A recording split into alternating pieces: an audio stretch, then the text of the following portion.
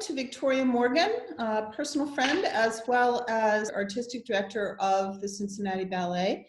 She's also a choreographer and she's been the CEO. So we have a lot to talk about. And I am so excited that she's agreed to be part of our global conversation series. We are calling this the creative process. So welcome, Victoria, and thank you so much.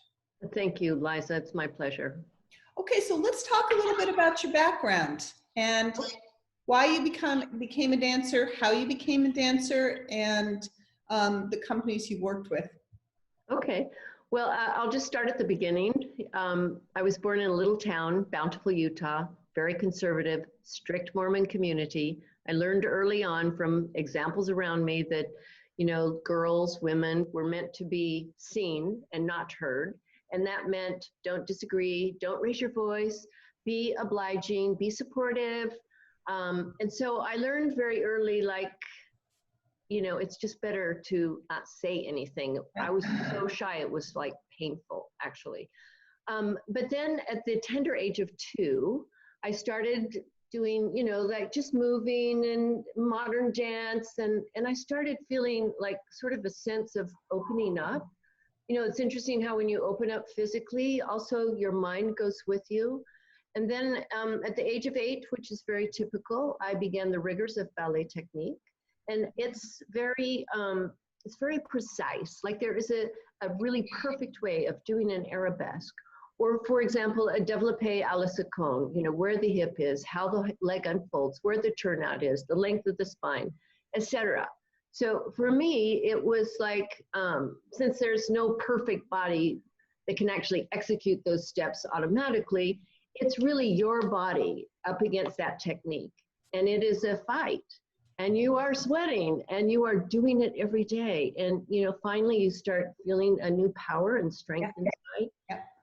And I kind of felt that, you know, it was really that struggle that gave me a sense that I could fight for something and that I had grit. I really didn't realize that I had that before. And so it was sort of with this spirit that I entered into the profession. I was a dancer with Ballet West in my early days, San Francisco Ballet in sort of my adult performing days. Okay. From that, I became the resident choreographer of the San Francisco Opera, which had a little subset ballet company in it. I did not know that. Yes, and I mean, I worked with the world's biggest divas and the chorus. It was educational. Big house to work with, right? As a choreographer. Everything was big about it. The costumes, the sets, those beautiful singers. But in 1997, I got the position of artistic director of Cincinnati Ballet, and ta-da, 23 years later, here we are. Yay. So the 21-22 season will be your 25th year? It will be. Can't believe it. That's so exciting. And I'm so glad that it wasn't this year, right? So, you know, everything going under. How many pieces, by the way, have you choreographed? I don't actually know that. I don't know that I've added it up, but I think it's around, should I say 60? Oh, wow. I might say that, because I started quite young, actually. Do you ever revisit the pieces you've done? I do, and I find that to be my favorite process. Sometimes when you're in the throes of creating a brand new work, there's so much tension around it, you know, there's some resistance, you feel insecure, you go inevitably through that stage where it's raw and it's not very clean and you just don't like it. And then you have a chance, it gets performed, you have a chance to maybe watch the video and you say, oh, I wonder what I was thinking in that moment. And so you get to go back and tweak it and work it. Every time there's something that you find that you can make better, your aesthetic has changed. But it's essentially the same work that you're coming back and revisiting and editing. It's not a completely new ballet, right? Correct. Yeah. I love that process. So your other hats, you've been artistic director, choreographer, but also CEO and done all of them well. That's extraordinary. Tell us about that. You told me something about not being happy with the contracts that were offered to the dancers, and you thought that was the road to ruin. And it, obviously you were right. Can you talk about that a little bit? Yeah. So I'd been artistic director for about 10 years. And during that tenure, we were suffering. I mean, there were always issues in budgets, and we had a growing deficit. And by the time I actually asked to step in as CEO, it was an $800,000, we maxed out the line of credit. And it just was, I felt compromised. I felt like I was bringing things to the stage that I felt a little embarrassed about. And I wasn't having fun, it wasn't worth it. And so I did go to the board chair at the time. I said, I'd really like to try being the CEO, because it's very typical, there's kind of a line in the sand, and over here is artistic and over here is administrative. Yep. And I could maybe have, I could make a comment, but I had no voice, I had no power. And I felt that there was a direct relationship. The artistic excellence is really only as good as that administrative success is. So I wanted to try it. And the board president finally said yes. It took a couple weeks, and a few board members ran away and a few dancers ran away. But the first thing I wanted to do was a strategic plan. I wanted to bring in mentors that I had met through the Dance USA, the service umbrella organization for our country. I'd rub shoulders with other executive directors. So I had all these ideas I started implementing, and I discovered that I actually really like fundraising. And I love talking about the art form. I feel obviously passionate about it. And so I had a very good opportunity. We got rid of the deficit, and through annual surpluses and some kind estates gifts we received, our endowment got to over 13 million. Which is extraordinary in a city that is part of the Rust Belt. So it's not like you're doing this further south where there's been a huge influx of people and a huge influx of industry. So that really says something about your managerial capabilities, and also the city and its supporters. One of the things that you said to me that I thought was fascinating, it makes a lot of sense. It also sounds slightly psychotic, is that when you're CEO and artistic director and choreographer, you have different voices in your brain talking to you. Like, do I really need that new costume? Do I need 10 more dancers? Yes, I do. Can you talk about that a little bit? Yeah, I mean, it's this constant act of balancing the budget and balancing artistic. Now I really have way more empathy for executive directors and CEOs. But, I'd be asking myself, do I really need that costume? Or everybody's been talking about how we need janitorial service twice a week. Like, what do you want? It's like, but that's the real deal, right? I mean, turning the lights on, keeping the bathrooms clean. Let's get down to it. Well, and in particular nowadays, and I do want to circle back to sort of the future of the industry, because things like janitorial service and how many times the bathrooms are cleaned is going to get to be really, really important. Before we do that, do you have a dream choreographer that you want to bring to Cincinnati? Again, until Claudia Schreier was appointed at Atlanta Ballet, you had the only female or a resident choreographer in the largest 25 companies, which I think is just ridiculous. I wanted my women to see a woman in the front of the room who had authority, who was actually pretty fierce. Someone who could inspire movement that was also pretty fierce. And it was a slightly different orientation. While she had a ballet background, she went through the Albanelli School. I loved it that both the men and the women were feeling that power at the front of the room. And we talk about this a lot. I am so over seeing perfect ballerina pictures in all the magazines. It's starting to change, but I really do believe you have to see it to imagine it, and you made that happen, and I'm sure it changed your dancers as well. Okay, here comes the fun part, lightning round. Favorite dance memory?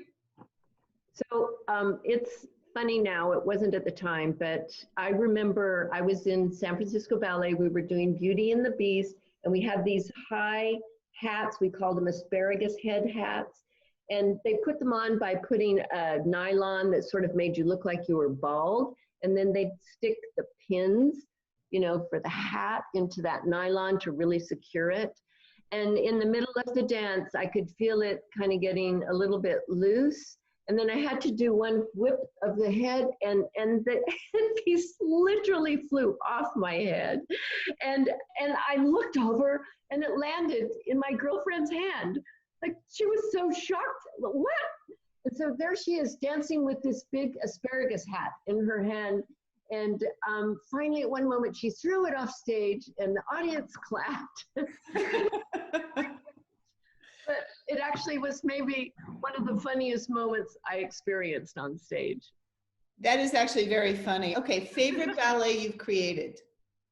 So that has to be King Arthur's Camelot. That was a brand new original creation, i.e. brand new libretto, new sets, new costumes, new projections, new music. It was a dramatic story. I got to be with a lot of my dear friends from the past to hone it and bring it together. And it was the biggest thing I've done in my life, and I loved it. For me, it's for what Victoria Morgan does, it's my little masterpiece. Yep. And I think it's very hard for women to say that. All right, here we go. Walk on song, the song that pumps you up. So I do love the Grateful Dead. I put it on when I'm cleaning the house or something, and I'm just thinking of a friend of the devil is a friend of mine. It gets me going. I would so never have picked that, and that is why these interviews are so much fun. Totally surprised. All right, sweet or savory? I like savory. Okay. Romantic classical tutu or pancake tutu? Oh, definitely pancake. That means it's contemporary ballet, and that's my favorite combination. There we go. Rubies, emeralds, or diamonds? Rubies. Rubies. And is that to dance, to watch, what it tells you? It's really all of it. It's jazzy, it's sexy, it's fun, it's sharp, it's fast. I did the big girl part, and I loved it. Adagio or Grand Allegro? Adagio, long legs. Yeah, super long legs. Favorite city? I have to say Cincinnati, where I've been for 23 years, but number 2 is Paris. Okay, fair enough. Fair enough. I'm still a Boston girl, so I get that. Bar or center? Center. I like to move. Beach or mountain? I need both. Both? Okay, we can do Majorca, something like that. We could definitely do that for you. Graham Cunningham, some combination, somebody else? Graham. Okay. Point shoes, ballet slippers, or barefoot, or those things that I've seen everybody wearing? It's those things that you've seen everybody wearing. They are these. They are pointing kids. Love them. They're extraordinary. They look terrifying for me. You've done everything. You've done everything well. You were one of our earliest advocates. I think you've got that 30,000 foot perspective that not everybody has, even folks who have been in the business for a while. Yeah. What do you think can be done to move the culture forward, to bring forward more women, and what in specific can we do? So I think it's a lot about awareness. When I first became artistic director, I was just kind of trying to keep my head above water. When I realized the inequity of it, I decided I could actually do something about it. And so one series per year was all female choreographers. And then I started feeling, wait a minute, that's also segregated. So then I tried to infuse female choreographers through the year. And I've tried to keep a 50-50 balance, and it's sometimes a little more and sometimes a little less. But I'm seeing the shift. And Liza, you've been a big part of helping to make this happen. I'm thinking, it's maybe a little easier. We're more of a grassroots, we're a little feisty kind of organization. We're a little more nimble. But some of those big iconic ballet companies like American Ballet Theater, they're introducing women. We're seeing more women on their stage. We're seeing that with Boston Ballet. We're seeing it with Joffrey Ballet. And these are all companies that you have been a part of, and you've been a part of messaging that. And I think their voice is big in our country because they're just huge. They're influential. They can't help themselves but be influential. And so I'm feeling the shift. I'm feeling it's not enough. I love it that you're never satisfied, but I feel that it's starting to happen. And the other thing that I think is actually important, I thought about this, is it's important that it start in the formative years. When you're just deciding, who am I, what can I be, what's possible, you know, when you're 10, 11, and 12. And so what I think is so interesting is now academies are introducing choreographic workshops, and choreography is a part of the curriculum. And just as we typically see in a ballet class, there are 20 girls and 1 guy, well, then we're starting to sort of see those kind of odds in this as well. So more women are starting to stand in the front of the room and take on that confidence and inspire those in front of them. I feel that it's happening. I feel it's happening because we're doing those workshops, Houston Ballet, ABT. I mean, I know it's going to be better. I'm thankful for you because honestly, when I go to donors and in the early years, I would say, you know, I just have this feeling that there's a dearth of female choreographers. And you know what? That's not good enough. You go to a foundation or a granting organization of any sort, and they want to know, okay, what are the metrics? What are the stats?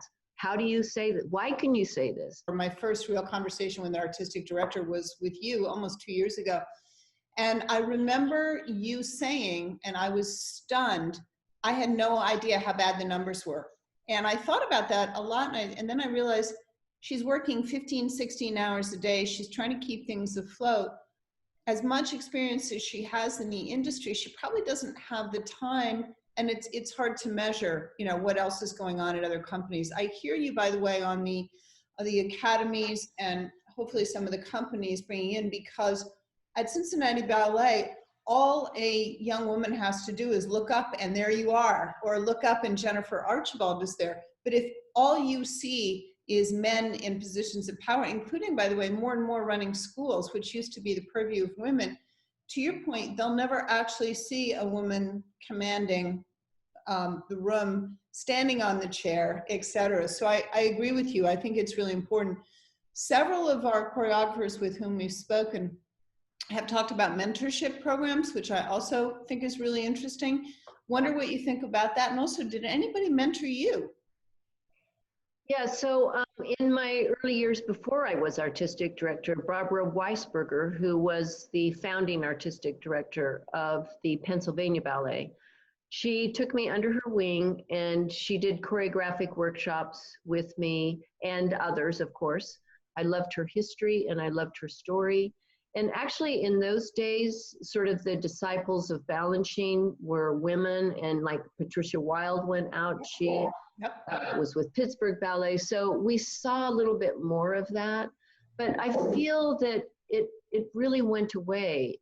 I mean, for the longest period of time, I was only one of 3 women artistic directors with operating budgets over 7 million. So that's crazy. Interestingly, as you and I both know, the big ballet companies in the United States were started by women.